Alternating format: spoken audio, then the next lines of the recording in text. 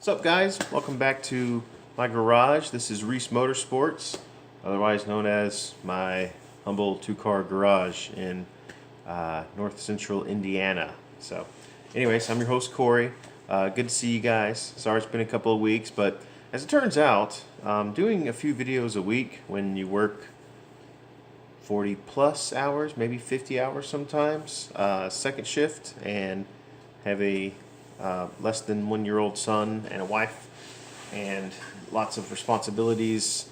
I know some of you guys are able to do it. I do not have that much free time or talent thereof, so I have to shoot from either my broken ass phone or my GoPro copy that my dear friend Anders in Georgia sent me. So right now I'm actually on the cell phone, so I can kind of see the background, and it's going to be a short video. I believe last time we were talking about the hardship I had with the transmission bell housing adapter plate combo. I was trying to mount the three together to temporarily put the engine and transmission together and put it in the car so that I would be able to mock up my custom mounts I'm trying to build. And upon doing so, tightening down the last bolt for the adapter plate to the case of the T5 transmission, actually ended up snapping off one of the mounting tabs from the T5. So that was great. That was exciting. That was a good time. Nothing makes you feel better or makes you feel great like snapping a bolt or snapping a cast aluminum transmission case lip, mounting lip, which is one of 4 bolts, which mathematically that means that's 25% of our holding power that we've now lost. So I did try to take it to work and use our basically aluminum TIG welder. It's a spool gun that's attached to a Lincoln regular MIG welder, but it does have an ability to weld some aluminum. So I did take it to work, cleaned it up, welded it back, and brought it back home, and unfortunately it did not hold. So I was worried. I thought I was going to have to spend another $250 to $1,000 or so. Those T5s are all over the place online. So I actually lucked out and found just the bare empty case from the same year V6 Camaro or Firebird F-Body. Found that for about $65 on eBay, and I believe it was $20 or so to ship it. So less than $100 fix. Like, it is a little bit of a setback considering how strict of a budget build this is. So I wasn't expecting, well, technically I was expecting something to go wrong, but I'm glad it was that, I guess, rather than the transmission grenading on itself. But anyways, so that was one little hardship, but that did come in the mail the other day, so that is here. So I guess the next step for that's going to be figuring out hopefully a local transmission shop that I can get to basically transfer the guts from one T5 to the other, and maybe while they're in there they can put maybe some hardened gears and some better stop rings and better bearings, just a little bit of a build, if you will, as much as you can build a V6 Camaro T5 transmission. So let's see, I did get the differential assembled back together. I had a couple of bolts, or actually one bolt that was seized in the housing of the differential, and it's the longest bolt. I would imagine it is important, but seems like if you're going to try to move it, it's going to break regardless, and I guess that's just a Midwest thing, Rust Belt thing, if you will. So basically what I ended up doing was I tried to air hammer it out, and it would not budge. I tried heating it up. I tried soaking it in peanut butter blaster, as we call it, PB blaster, and that did not help at all. So what I ended up doing was basically cutting it off flush where it mounts to the pumpkin housing, grinded it smooth, cleaned up the entire area, and just RTV'd the snot out of it, and zipped the rest of the remaining bolts, good and tight. It approximately 2.5 ugga-duggas, if you will. That's the appropriate torque spec for that.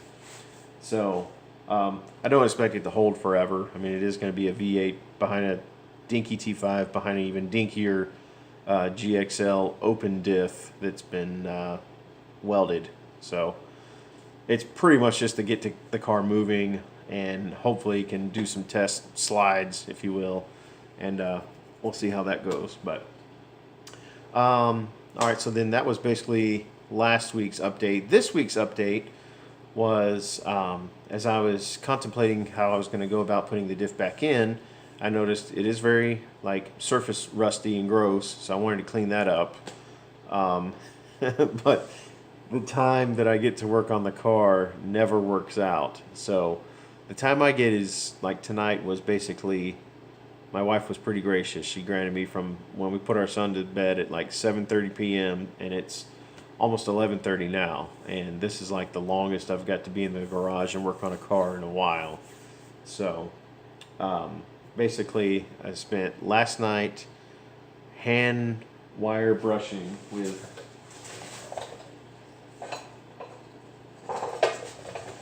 this and with this all the surface rust off of the differential housing and the pumpkin housing. And then tonight I did the exact same thing on the entire rear subframe. Now, fun fact, coming from a 240 SS background, SX background, S13, the rear differentials are extremely easy to get in and out. So if you have a very crappy welded unit at a drift track and it pops, it's very easy to swap it out. We've done it numerous times back in the day before any of us really knew what the hell we were doing. So they're very easy to swap, and I've always honestly kind of preferred the S chassis, from that being one of the main factors. Just when differentials go, it's a lot easier to just change it out in an S13 than an FC, or I haven't really worked on an FD, and an FB has a solid axle. So so the FC's differential sits in there all wonky. It basically has two big mounting points that mount to the body and kind of work as a part of the subframe, and then it has three mounting bolts that mount to an isolation plate that mounts to the actual rear subframe, which is like a big horseshoe essentially. But one thing I did not realize was how easy the rear subframe is to drop. So essentially I did the took out the 4 bolts for the 2 bolts on each side for each rear strut. Disconnected the brake calipers, just slid them off. Disconnected the emergency brake cables, and dropped the rear subframe with the remaining 2 bolts, and it was actually pretty easy to get out, just with hand tools and a very crappy small racing jack from Harbor Freight. And was out in about an hour with taking my time, like trying not to be loud and wake up my son or wake up the neighbor kids next door. So sucks when you have an air compressor and air tools and you can't use it because the only time you get to work on your car is 9 o'clock p.m. to 11 o'clock p.m. every couple of Saturdays or Sundays. But it is what it is. That's the whole point of this series, is like literally doing the best you can with what you have, and that even means time sometimes. So right now my wife just went to bed, our son's been in bed for a little while, and I'm about 3 Coors Lights in on a Sunday night, but I'm going to bed immediately after this video, so no big deal. Anyways, so then yeah, tonight's update was dropping the rear subframe and spending probably 2 hours, top and bottom, using the same wire brushes by hand, scrubbing off all the surface rust and dirt and gunk, and 33 years roughly of just neglect and sitting. I did break off a bolt. Thanks, Midwest. I did break off a caliper bracket mounting bolt on the driver's rear side, so I'm going to have to be very careful getting the other bolt out and do some good old drilling and tapping or drilling and hopefully easy outing, maybe some torch, maybe some more peanut butter blaster, and getting that rascal out. So I did not expect that to break. I was expecting the subframe bolts to seize up and snap before that, or the bracket that holds the parking brake cable to snap, but nope, caliper bracket bolt. 14 millimeter head, probably 12 to 10 millimeter Body of the bolt, I'm not sure, but yeah, snapped off clean. No struggles at all. So that's going to be fun. Can't wait. I'm excited about that. Not really. I'm a terrible liar. Let's see. Yeah, so I spent the last couple hours doing that. One thing I did do, and I've been noticing with, like I watch a lot of the Hoonigan videos. Those dudes usually, even though they seem very rushed and sometimes unprofessionals, and that's part of the name of their, one of their shows is the Unprofessional Garage with Hurt, is they usually do some sort of list. And I'll be honest with you guys, I've been very struggling here lately, keeping motivation sometimes. Like, I love RX-7s, I love drifting, I love building cars, I love project cars, I love all that.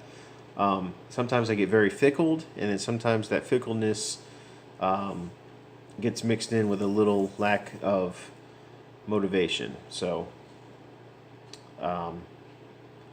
with that lack of motivation comes, the car sitting for a long time without even doing anything to it. And I was telling my wife about that, so which is part of why she was very gracious this weekend in letting me,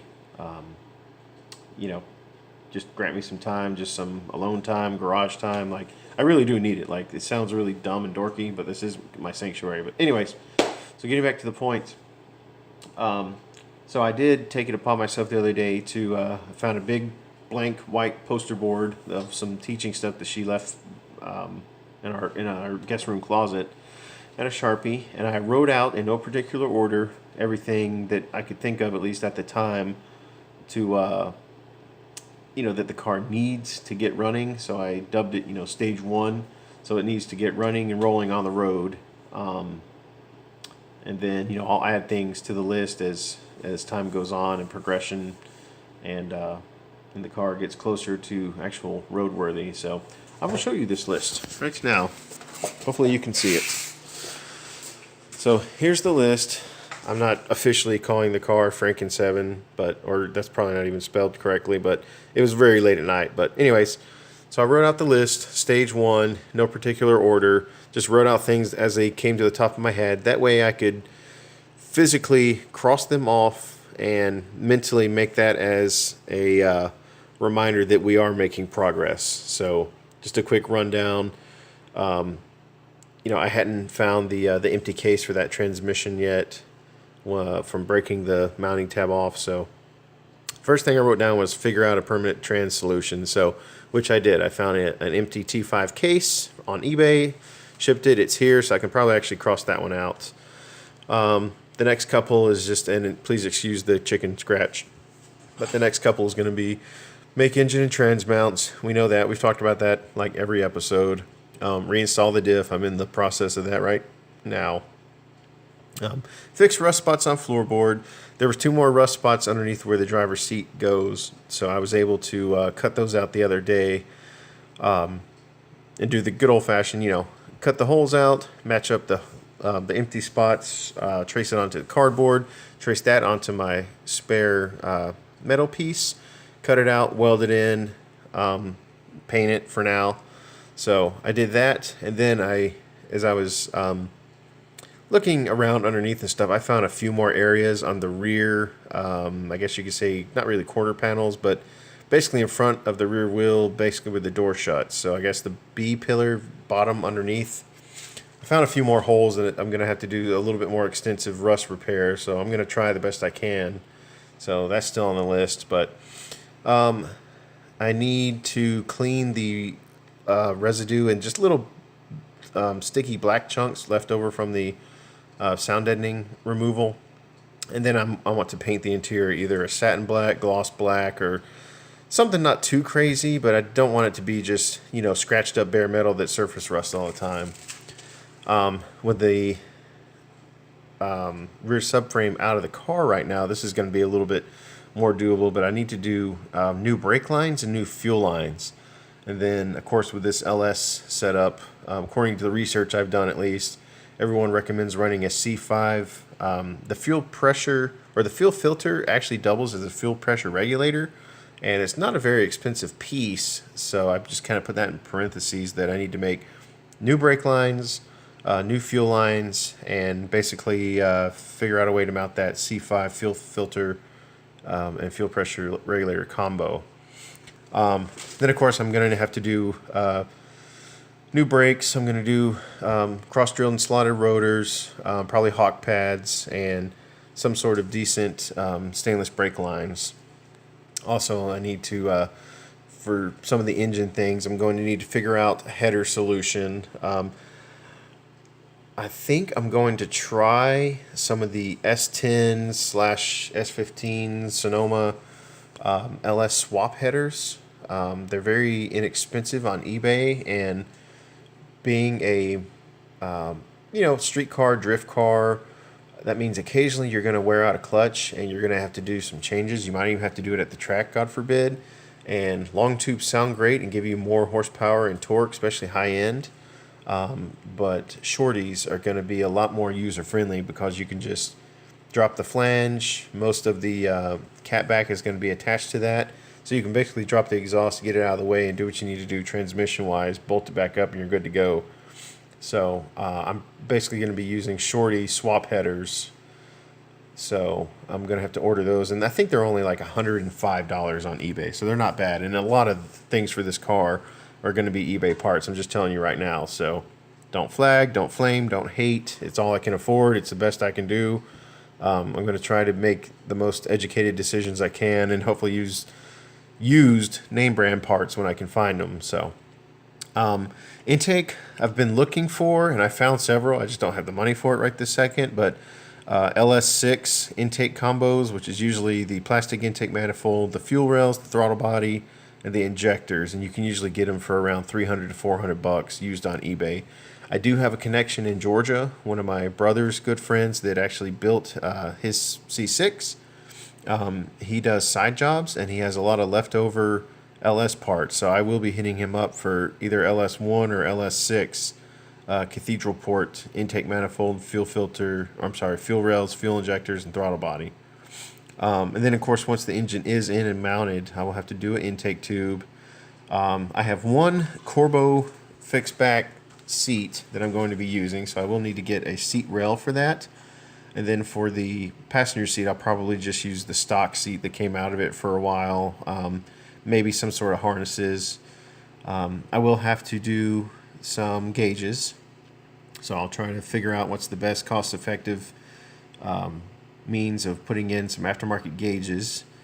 But I'm nothing crazy, just, maybe not even speed. I might just use GPS for speed. But, of course, tachometer, water temp, oil pressure, maybe oil temp, maybe battery volts, just to keep an eye on that. Which brings us to the wiring harness. I have found several guys on Craigslist that do custom standalone LS harness conversions for very reasonable prices, but I don't know if it's one of those you get what you pay for kind of things or not. And this car is going to be such a Frankenstein. I mean, it's basically, the engine itself is already between a Gen 3 and a Gen 4, so it already has some weird issues there. But then also going from, it's a truck engine, but it's going to have LS accessories. But then again, it's between the Gen 3 and Gen 4. There's some differences with like the NOx sensors, and I think the temp sensor is pretty much the same. But there's a few little sensors here and there that I don't know what they are or where they go to. I know what a NOx sensor looks like, obviously.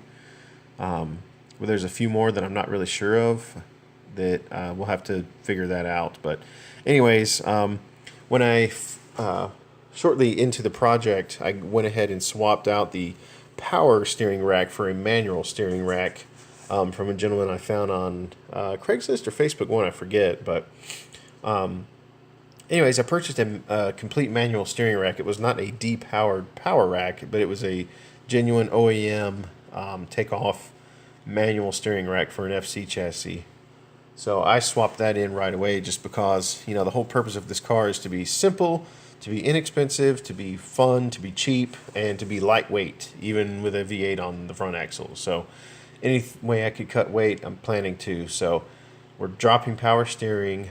I'm figuring out solutions for power steering delete as far as accessories. I believe it's ICB or IBC or B, C, T. Anyways, there's plenty of parts available for deleting the power steering and moving the alternator lower and down and simplifying the belt system. So that's going to be in the works as well. And then eventually I would like to possibly do a cage, but right off the bat, since I already threw out my factory seat belts, I will have to do some sort of harness bar, which shouldn't be too difficult. Basically just a straight bar right behind the seats where they mount in. So that's going to be one thing. But here's the subframe and the rear differential for right now. They look a lot better than they did, believe me. I know you can see a little surface rust right now because that's left over since 1986. And remember, it sat in a barn for about 10 years. So all things considered, it actually looks really good for something found in the Midwest. But yeah, there's still some dirt on the ground and whatnot. And that was a lot of work. But sometimes that's kind of what makes the best stories, is using some elbow grease. So I need to check my time. Okay, wow, I'm almost out of time. That was quick. My time always goes by so quick talking to you guys. Anyways, there's the transmission, and the new case is on top. So I'll try to get a quick little shot. Hopefully you can see it. Oh, that's going to be loud. No, it's not. This is not going to fall. So here's where the transmission. Let me get a light. So if you can see right there, that's where the mounting tab broke off of the transmission. I still have the piece. So that's where that broke off for the bell housing adapter plate mounting piece. So you can see here's the new one right here, and that tab is still on there. Yay! And it's a lot shinier, and it's completely bare. So that's going to be one of the probably more expensive deals, because I'm essentially going to be taking the transmission to a shop and having it, all the guts transferred. And I figure while I'm in there, I should go ahead and have it somewhat built, you know, if I can afford it, if they're even offering anything for a T5. I mean, like I said, it came out of a V6 Camaro 5-speed, so it's not like it was built to hold a whole lot. But they ran a T5 behind what, Z28s in the 80s, so, and I can only imagine it improved over time. But lots of people online say otherwise, but they're not building the car, and they're not paying for me to build it, so we'll just have to figure it out as we go. I mean, eventually, if we hang on to the car, if I can find a deal on a T56, then, you know, I might switch things around. The Nissan CD009, a lot of people talk about like it's a not bulletproof, but it's a much improved transmission and better option. Another option people use is the Z32, either turbo or NA 5-speed transmission with an adapter plate, and that's probably in the middle of the road as far as affordability. But there's lots of options for these things. I mean, if you spend any time on YouTube or Craigslist or eBay, or I found a great forum called norotors.com. They're all about V8 conversions, but there's other guys on there that are doing like 2Js, and one guy doing a Barra i6 inline 6 Australian turbo Ford motor, which is actually going to be really exciting. But yeah, that's about all I have for now. Excuse my rambling. It's always random when I do these videos, and it's 1:45 now, so I'll try to get these subframes painted and cleaned up and looking good, and hopefully get some more work done on the car. I'm supposed to have a friend coming over next Saturday that's going to we're just going to hang out, but he might help me wrench a little bit, so we might get the subframes back in next weekend. I'll have to do that welding that I was talking about. That I found a few more holes in the body, so I've got to do some more rust repair. I did not expect this car to be like a resto mod, but I guess essentially this is a resto mod, because technically this car is a classic now. It's an 86, which is 33 years old, and I I think 25 years makes something collectible or antique or whatever. So this car is going to be a classic essentially. So there's going to be some things that need some love. Yes, I probably should have not have jumped the gun and waited a little bit, saved a little bit more, and bought a clean rust-free chassis in Georgia or Alabama or Tennessee. But I didn't, and that was over a year ago, and that's fine, because I guess it's going to make me appreciate this car even more. And it's not like I have a whole bunch of money to buy a bunch of parts or a certain deadline anyways. I mean, I would love to have it going by this summer, but that's 3 months away, and I think I already have like $2,700 or $2,800 into it, and it's not even running. I mean, it's still just a rolling chassis with a few parts here and there. I mean, I still have to do a harness, I still have to do clutch combo, still have to do headers and exhaust, still have to do intake setup, still have to do radiator, hoses, plumbing, wiring, suspension, which, I mean, yes, most everything is going to come from eBay, and it should be affordable, and that's great. So yeah, that's all I got for now. You guys have a great night. Thank you for watching. Thank you for your subscriptions and your likes and your comments. Keep them coming. Feel free to ask me any questions anytime, or if you have any pointers or anything you would recommend I could try. Any tricks or tips, I'm always open to hear them. And just appreciate you guys supporting the channel. I make $0 from this, and I'm not doing this for anyone's pleasure but my own. It's just my passion. I love cars, I love drifting, I love building stuff, I love RX-7s and Mustangs and 240s. And this is what I have, and this is what I'm doing, and I'm trying to do the best I can with what I've got. And like that's our motto, I guess. So anyways, thanks guys. Like the video, subscribe, comment, share, and I look forward to seeing you at the next one. Later.